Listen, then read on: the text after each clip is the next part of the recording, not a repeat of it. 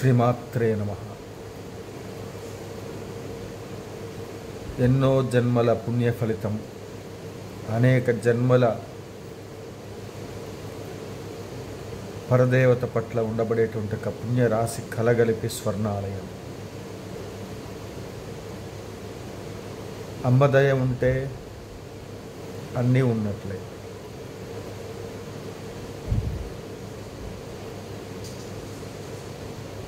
ఈ శుభతరుణంలో అమ్మవారి యొక్క విగ్రహ దాతలందరికీ కూడా ప్రత్యేక ధన్యవాదాలు. మనం ఎన్నో ఖర్చు పెడుతూ ఉంటాం,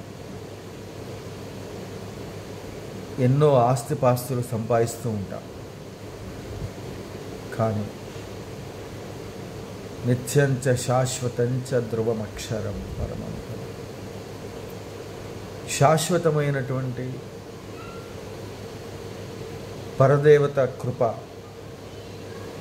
మనతో వచ్చేది పుణ్యం. మనముండగా 10 మందికి ఉపయోగపడేటువంటి ఒక మంచి పని చేయాలి అంటే ఎంత మహోత్తరమైన కార్యక్రమం ఎవ్వరు చేయాలన్నా భగవత్ అనుగ్రహం కావాలి. రాజశ్యామల అమ్మవారిని పూజించటం వల్ల ఏమి జరుగుతుంది అంటే, గణపతిని ఆరాధన చేస్తే విఘ్నాలను తొలగిస్తాడు. విఘ్నహర్త, విఘ్నకర్త అని ఆయనకు పేరు. ముందుగా విఘ్నాలను ఇస్తాడు.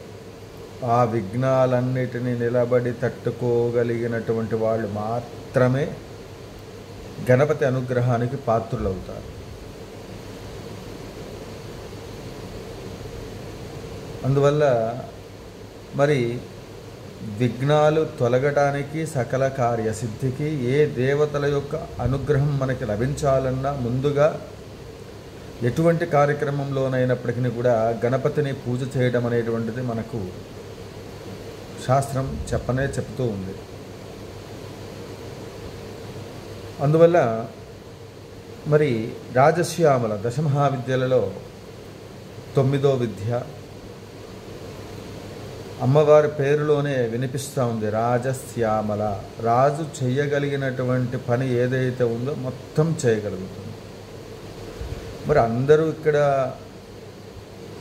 ఆలోచించవలసిన అంశం ఏంటంటే, ఆవిడ మంత్రిని కదండి అంటే ఎవరికి మంత్రి? లలితా మహాత్రిపుర సుందరి అమ్మవారికి మంత్రి, మంత్రనాయిక.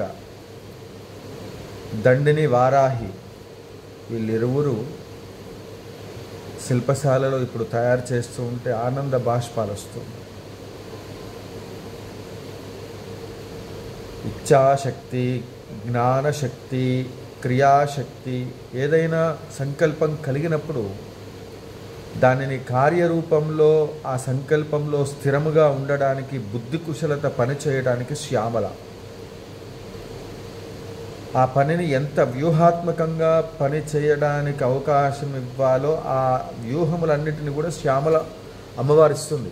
అంటే ఏ పని అయినప్పటికీ కూడా, చదువు అవ్వచ్చు, ఉద్యోగం అవ్వచ్చు, కుటుంబ జీవన విధానంలో ఉండవచ్చు, ప్రభుత్వ సంబంధమైనది అయి ఉండవచ్చు, రాజకీయ సంబంధమైనది అయి ఉండవచ్చు, వ్యాపార సంబంధమైనది అయి ఉండవచ్చు.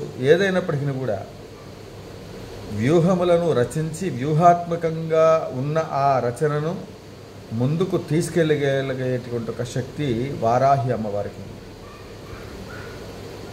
ఈ దేవతల్ని ఆరాధించటం వల్ల ఏమొస్తుంది అంటే, ఆ గణపతి అనుగ్రహం రావాలి అంటే కూడా రాజశ్యామల అమ్మవారి అనుగ్రహం ఉంటే, సర్వరాజవశంకరి, సర్వస్త్రీ పురుషవశంకరి, సర్వదుష్టమృగవశంకరి, త్రైలోక్యం మే వశం అంటే ముల్లోకాల్లో ఉండబడే దేవతలతో సహితముగా అందరి యొక్క అనుగ్రహం లభిస్తుందని మంత్రార్థం. అందువల్ల శ్యామల అమ్మవారి విగ్రహ దాతలు ఉండడము అంటే పూర్వజన్మ సుకృత ఫలితం. ₹1 విగ్రహ నిర్మాణానికి ఇచ్చినా కూడా అశేషమైనటువంటి ఒక విశేషమైనటువంటి ఒక అనంతమైనటువంటి ఒక పుణ్య ఫలితం లభిస్తుంది. స్వర్ణాలయంలో ప్రతిష్ఠించే అమ్మవారి విగ్రహానికి దాతలు సహకరించండి.